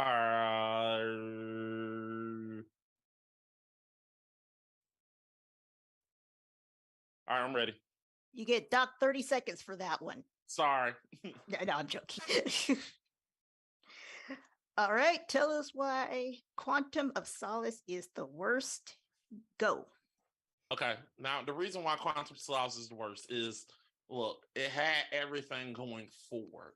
The film before Quantum of Solace was Casino Royale, and they had everything going for this film. Everything, people were going to see this film in theaters. This film was going to be a blockbuster hit, no matter what. It was good. It had hit going forward because, like I said, Casino Royale was good, and everybody was looking forward to this damn film. Everybody, I was looking forward to this film, and when I watched it, I was like, "Wow, this is very, very, very bad." Things about this film that's bad about it is it literally tries to do things. It tries to stay with the plot of the film. It tries to keep with the plot of the last film, which I understand. I think if you, and I will say this before I start, if you take this film out of the sequence, it would hamper a little bit of the Craig saga. It would hamper it a little bit. And stop. But it's bad. Damn it. You really are going a minute. Crazy thing upholding the rules. The rules that you made. Yeah, because we got 5 minutes, 5 questions. Yeah. Okay, John, you ready? I am. And go. All right, the best part of Octopussy was the beginning. Fun Bond sequence, just trying to sabotage, Russian installation. Works off, some funny one-liners at the end. Then it bursts into the most awkward fucking Bond song I've ever heard. Not only weird, just a weird song, just girls just staring awkwardly around as things happen. Then the second best thing that happened in that movie is a clown dies. After that, they get away from the fucking circus, and then then it's a whole bunch of like, where is this movie going? Where is this movie going? Even when it gets to the end, it doesn't know when to end. Okay, did we activate the bomb? Yep. Is there still more to the movie? Okay. Are we attacking the compound? Okay. Is that the end? No. All right. Now we got that fucking plane sequence. Okay. Is that the end? Are you sure? Are you sure? Are you positive that's the fucking end of the movie? And stop. I really might make that my ringtone now. I like that. So jazzy. It's called coffee. Anyways. Kathy. All right, let's put 3 minutes on this bad boy. And are you guys ready? I am. You. All right, and go. Quantum of Solace is an awesome movie. Like it's not the best Bond movie, absolutely. It's not good. I'm telling you right now, it's so bad that the opera scene in that film, Mission Impossible Road Nation did the same, took the take from that scene, and it's 1,000 times better than that opera scene. And they even did it in the trailer. You know what I think? I think you need to find a better place to meet. That was the most awkward scene. I was like, let this thing die. It was a very spy-esque scene. Like, well, it was a dumb-ass scene. It was so boring. Where I, on the other hand, was interesting. Where was it interesting? I love VJ. Rest in peace, VJ. They didn't have to do VJ that good. VJ was an awesome character. I mean, I love VJ, and I hated the fact that they killed VJ. Maud Adams coming back as a Bond girl, as Octopussy herself.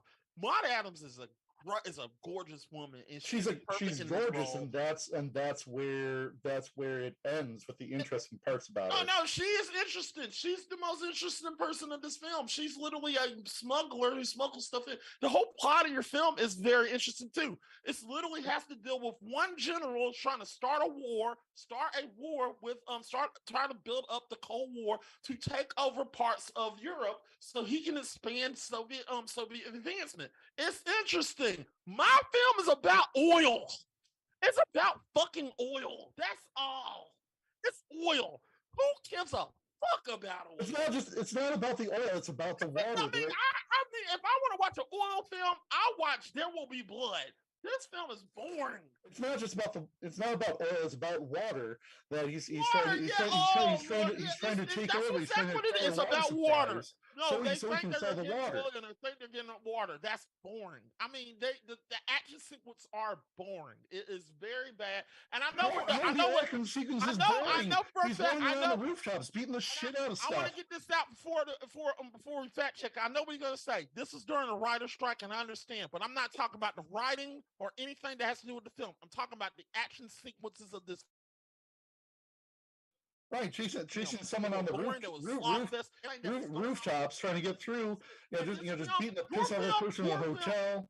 Your film had a lot of great scenes in it. The little black gammon scene where he's dealing dice. I'm gonna use your dice. That was a good one. That was sinister. The gadgets are amazing in the film. I do love the gadgets are great in your film. They're interesting. The camera. There's so much fucking subterfuge around the fucking jewelry. And the gator submarine was interesting. I liked everything about it. It was an interesting and chill. It's awesome. Right. Damn it! I couldn't get a lot of my stuff out. You got a lot out, man. You both kind of did, actually. All right. So facts. Yeah, Mac pretty much brought up the only fact that I was Yeah, going I to knew you were mention. going to talk about that, and I was like, I know they were going to talk about. It was made during the writer's strike.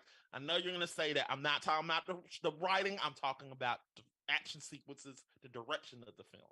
That's what I'm talking about.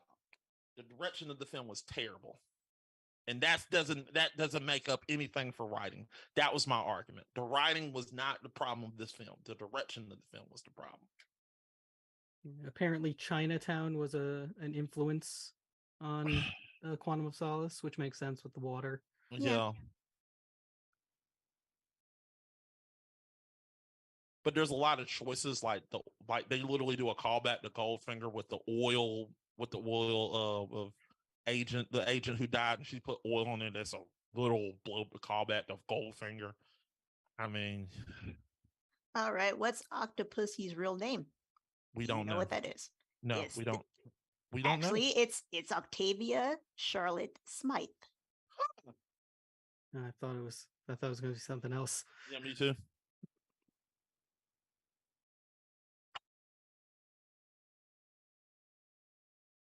Oh, apparently she's the daughter of Major Dexter Smythe, who was allowed to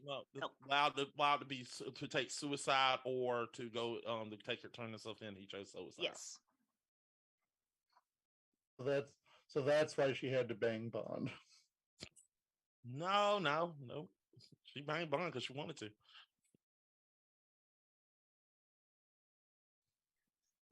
I don't see anything that was really egregious.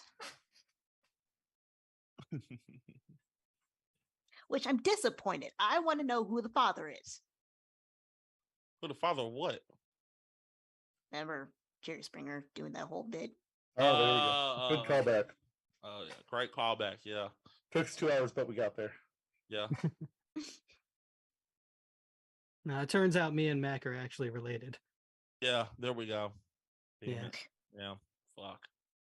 Well, we've known about it for a while. Yeah, we've known about this for a long time. Yeah. So what? I'm a Christian. He's a Jew. So I mean, yeah. Well, thank you for joining our podcast. No, I love Scott. Even though I'm a Jew. Wasn't that a South Park song? I'm a Jew, a lonely Jew on Christmas. All right, I have a question, but do you want to ask a question? I don't have one for this All question. Right. You go ahead. So, with all of the guys who have played James Bond, and I mean like Sean Connery, Roger Moore, so on and so forth. Take the actor that played your James Bond. Take him out the movie. Which James Bond actor do you think would have made your movie better? And why? We have to. We say nobody. Well, here, John, you win. Since somebody doesn't want to answer the question. I can answer the question. I asked, do we want to? Had to. Default. You try to be that person. Yes, you have to. Why you do this to me? John first. You went first. Didn't you go first? No, Matt, John you went go first. first. It's my turn. Yeah, it's my turn. Yep.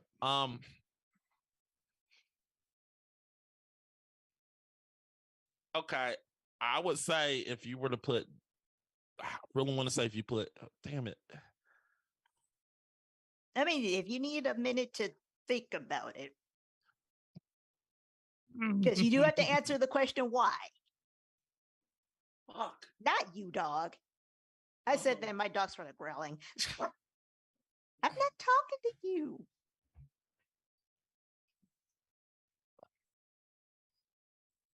You know what? Fuck it. I'm gonna go with Dalton. I think Dalton would have saved this. I think Dalton would have been the person that could have saved this film. I think his demeanor, his whole profession to be Bond, and I think he would literally do this role justice. I mean, if it would be basically like Lazenby, like Lazenby took over for Connery for one film, it will be just the same. It will be Connery taking over for one film, and I think this film would be great with Dalton in it because Dalton is a veteran. He made 2 great Bond films in License to Kill and Living Daylights, and I think he will make a third with this film. But with his acting, his paralysis, his everything, his poise and everything in this film. Because I think he could deliver it. And I think it would literally automatically, if he takes this film, just like License to Kill, it'll be a borderline rated R film because License to Kill was a borderline rated R film because Dalton's Bond is violent, and I think he would fit the role of what this film needs. Not saying that Daniel Craig Bond was violent. I think he would literally take it to the next extreme with this film. And I think you would get more bantering between him and literally like more like anger between the two. I would say Dalton. Okay, John. I would throw I'll throw Daniel Craig into Octopussy because he's gonna get results. He's not gonna maybe he's not best suited to play some backgammon, but Daniel Craig is gonna get fucking results. Like Gopinda be dead. He's not even gonna bother. Just trying to fucking around. Just little cat and mouse. It's like, well, how can I kill this big muscle guy of the day, and he'll do it. Orlov, he's gonna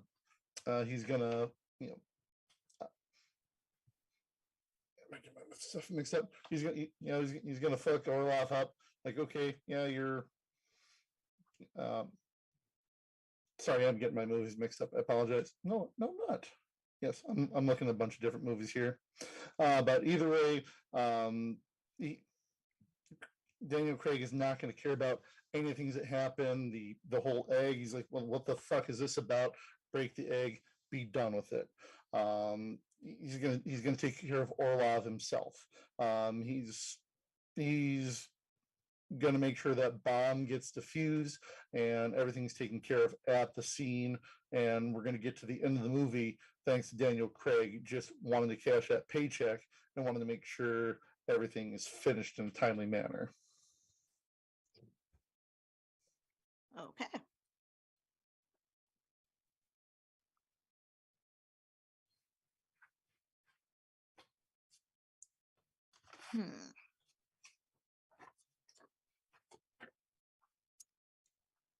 Final thoughts, Scott. We're both making really interesting arguments. Mac was pretty relentless in that fight, in the fight section. He was both hammering away at all of John's rebuttals against Quantum of Solace, and also pointing out a lot of interesting stuff about Octopussy.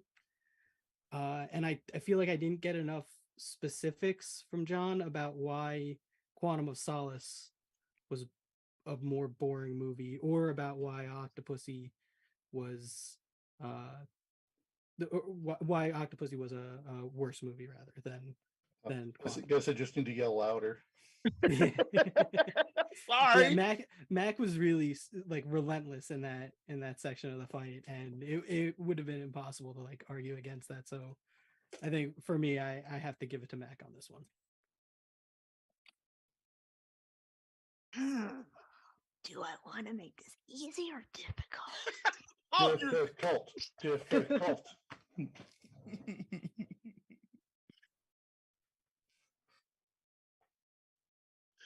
Are you fucking kidding me? Because I could. I know you could. I know difficult. You could. I know. Honestly, you took me out when you said, "Who cares about oil?" That got me. A lot of people, Mac. So many people care about oil. Yeah, but really, news wise, I don't care. But here's my thing about that particular argument. The reason why that particular statement got me is because there are movies that have actually done that premise better. And granted, when Octopussy came out, that was around the time where they were doing kind of that whole the big Fabergé egg thing, heist kind of thing. I'm gonna give it to Mac because It's his birthday. I was actually gonna say that at some point. But I'm giving it to Mac only because when I think of Bond, I'm not thinking about oil. I'm not thinking of social causes because oil is a social cause. I'm not thinking, or I don't want to think about that with James Bond. So, Mac, you win for your birthday. Yes! Fuck you, Stack! I won! Go fuck off! I finally won! Yes! Fuck off, Stack. Such a gracious winner. I want to thank everybody for letting me win. I appreciate it. My Bond Oh, knowledge. wait, we let you win? Oh, no, John, you won. Fuck you. Yeah, woo! We did it, Zach. We did it, Zach. Fuck the Buccaneers. Fuck I the should- Bills. I should take some points off for you insinuating that we were putting Christopher Walken into our arguments. We didn't even mention him. How dare you? You know you love That being said, don't you dare disrespect Christopher Walken again. In any other movie, you better not. I'm not disrespecting Chris Walk. But yeah, really, I like. Wow, I thought that last round. I thought that last round got me. Once we got that last round, I was like, this is gonna be tough. But I watched Octopussy, and I was like, this is fun. And that's what I mean. Like, Quantum of Solace. It's just a drag. It's just so boring. I'm like, I need more. If I was arguing if Zach was here, he was like, that's my favorite film. But I was like, that's my favorite film of the Craig series. I was like, because it ties everything together. And my argument against it was, but it was so boring. Like, I was bored. Wasn't there one Daniel Craig or Bond movie that Daniel Craig said he did not enjoy doing? Was it that He one? did not like Quantum. He hated I think it was the last like 3 of them. No, he said Yeah, there was like one where he like hated it. no, he hated Quantum. He said before he did Skyfall, they said, are you gonna tie back to what Quantum? He said, absolutely fucking no fucking way. But then after Skyfall, he said he would rather like get his fingers chopped off than play Bond Yeah, again. yeah, that is true. And then he played Bond Skyfall again. is the best one. Skyfall, and I'm like still a Casino Royale guy. I like Skyfall, but I'm actually I'm one of those that I like No Time to Die, but I understand why some people don't like it. Each his own. But And I did not care for Thunderball at all. yeah, fuck you. Moonraker is still the best Bond. You guys are both wrong. True. I mean, true. If we could have picked Moonraker for everything, and would have won everything. I think you guys are crazy and needs to lay to quote Stephen A. Smith, lay off the damn weed. Nah, man, he has sex in space. Do I need to say anything going to become else? a thing eventually. Bond is ahead of his time with Moonraker. Oh yeah. Look, that film was a They saw joke. what was up. Look, there are some funny scenes in that where Keith says, I think he's attempting re-entry, sir. But Is that the one with the gondola that goes on to land? Yeah. Like in Venice? Yes. There's only one thing that could have made a That's not- Moonraker even better. What, more sex? More cowbell, baby.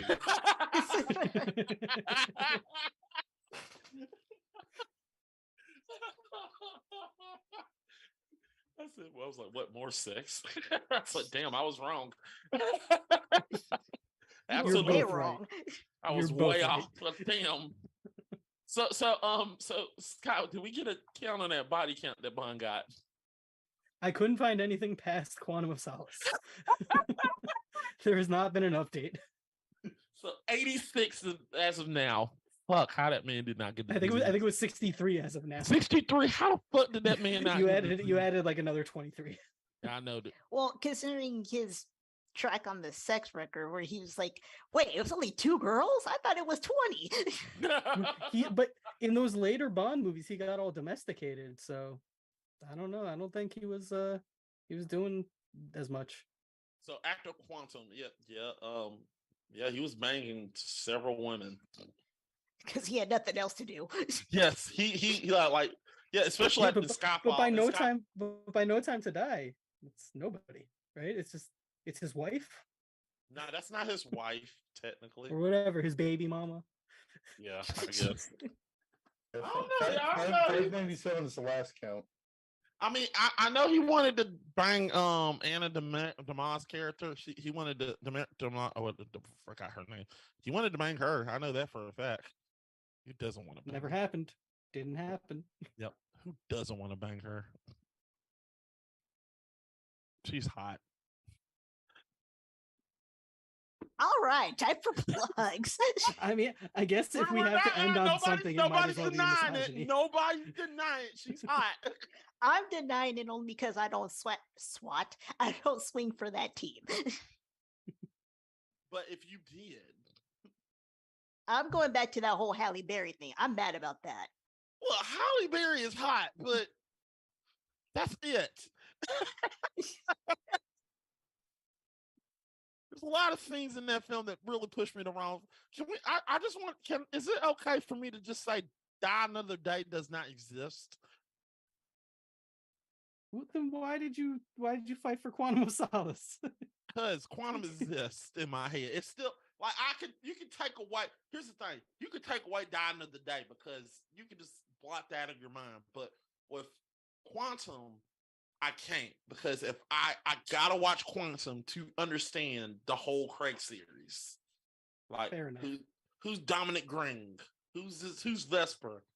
Why is he going after this man? What the fuck going on? What is Quantum? Who's Mr. White? I was like, I gotta watch it. But with Die Another Day, I could just like, blocked. Madonna, blocked.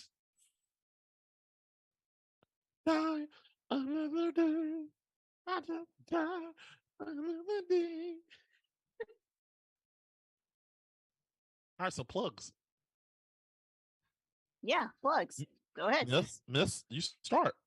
Oh, yeah, you can find me on Twitter. All right.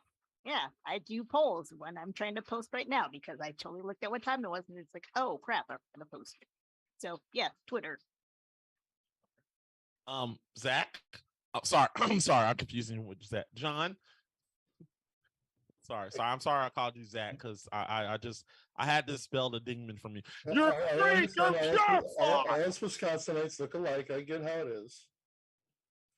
But hi everyone. I'm Danger Boy John on Twitter and everywhere else I'm legally allowed to be. And when I'm not busy trying to figure out what instruments I can fit a flamethrower into, I like to improv at a Comedy City in De Pere. Come check that out. And also, if you're not doing anything on the weekend of July 14th and 15th, come to JohnCon, Northeast Wisconsin's biggest, best John-based convention. Awesome. Do it. Yeah, do it. Pussy. You can find me at Chewbacca Defense on Twitter, and me and Mac do a couple other shows on here. Is It Rotten and Film Talk. Your Film Talk. There's gonna be another episode coming out tomorrow. And we gotta do our UHF episode. Speaking of we gotta do UHF. We're gonna do that, and we just did what? UHF, the Weird Al Yankovic film. We did it. Yes, that film. That one? Yes. The very same. Very same. Awesome poster. Yes, awesome.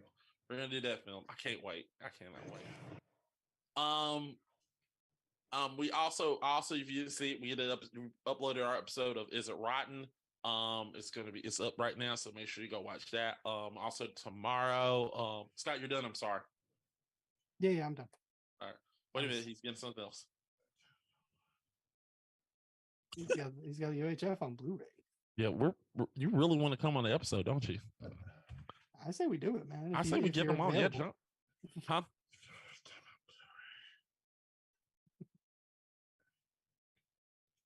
Yeah, we're gonna get you on the episode, buddy.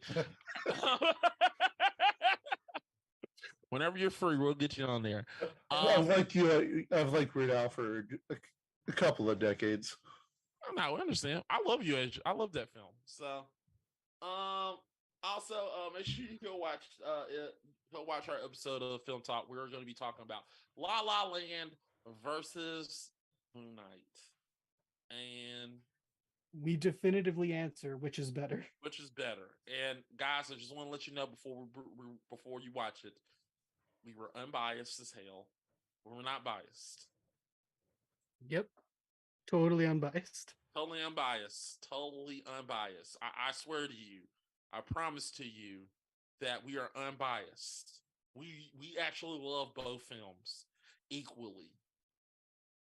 And our I'm extremely metric for biased. deciding which is better, like you it's inscrutable. It's incredible. Yeah. You watch the film, you can see that we are unbiased.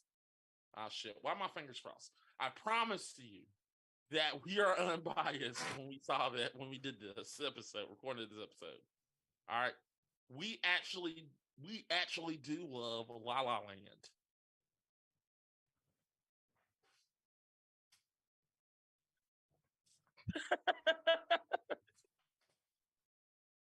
We actually do love La La Land. We were actually very kind to La La Land in Yeah, the episode. we were kind of La La Land. Yeah. We were kind. We tried, but watch the episode, people. But spoilers, Moonlight's better. Moonlight is definitely better. Sorry, Scott Mance. All right. Anyway, watch that. Also, keep in mind we do have a lot of stuff. Friday at 11:30, the last call will be on. We will be drinking, talking shit. So make sure you be down there and watch us and join us as we all have fun. And then Monday will be the final semifinal fight between Mike and Rob. And after that, we will have our championship fight with Mist, who is already in there. She's going to be there, so make sure you go watch that. And as far as this show will go on, I really don't know if this is the last episode for the season, but we'll see. We might find something else to do, but we'll get something else by the end. But we're gonna try to do something. But I feel like we're gonna continue doing this. But don't get worried, guys. We're gonna continue doing this. I'm just saying for the season, we're probably not gonna put up another show until probably, if we don't put one out in May, probably ain't gonna put one out until September, because we want to build the show just like we do with Gamer Grudge, because we got to build some shit about it, closing and all that. But anyway, but I enjoyed this episode. Like I said, tomorrow's my birthday, and I think everybody wanted to give me a birthday present by letting me win, but no, they didn't. I have to earn this victory. All right, so this is not my birthday present. I earned this. I earned this, damn it. All right, guys. Make sure you go watch this. Come back next time for another episode of Digital Beatdown, people. Scott, it's your show. What the fuck am I doing? No, Well, I got fired. Yeah. Well, Well, I'm Miss, starting to feel that misogyny appear again. Miss, you end the show then. Oh, thank you for joining us, even though apparently I got fired. You're not fired. Yeah, just check this out wherever you can. We are everywhere. Literally, we're everywhere. Apparently, Mac puts us everywhere. Also, don't forget about Black Film Talk. We did an episode. We're gonna air. Oh that. yeah. Is it up yet? No, we'll probably put that out in probably in May. But just so you know, I did put Soldier Boy as Jody. We did, baby boy. Yeah, we did, baby boy. Soldier boy, yeah. Crank that soldier boy. Yeah, let me end this before he gets out of control, more out of control. Anyways, all right. Go ahead. come find us, talk to us. We're cool people. Bye. Bye.